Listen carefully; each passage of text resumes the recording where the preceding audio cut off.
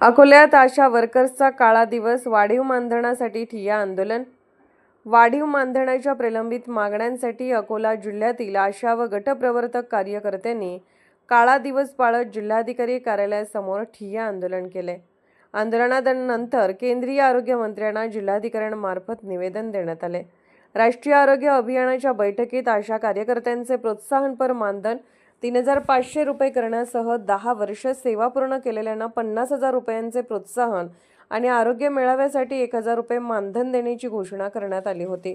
मात्र अद्याप शासन आदेश निघाला नसल्याने या लाभांपासून अशा कार्यकर्ते वंचित आहेत। त्यामुळे शासनाने तातडीने निर्णय घ्यावा या मागणीसाठी त्यांनी जिल्हाधिकारी कार्यालयावर ठिय्या आंदोलन केले।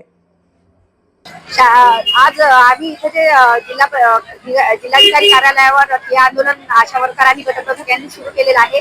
त्याची प्रमुख मागणी अशी आहे की राज्यसभेत 2025च्या सेशन दरम्यान राज्य जे आपले हे आहेत आरोग्यमंत्री त्यांनी सांगितलं की आम्ही आशा वर्कर यांना केंद्राचा जो मोबदला आहे तो वाढवून देत आहोत, जो की 3,500 आहे, 3,500, पण तो आतापर्यंतही आम्हाला मिळालेला नाही। मग दिलंच नाही तर तुम्ही कसे काय सांगू शकता की आम्ही दिलं म्हणून?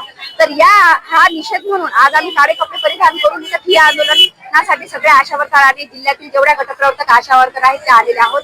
आणि जोपर्यंत आमची मागणी पूर्ण होणार नाही, तोपर्यंत शासनाने दखल घेत नाही शासन, तोपर्यंत आम्ही आता इथंच ठिय्या आंदोलन म्हणून आज इथं आलेलो आहोत।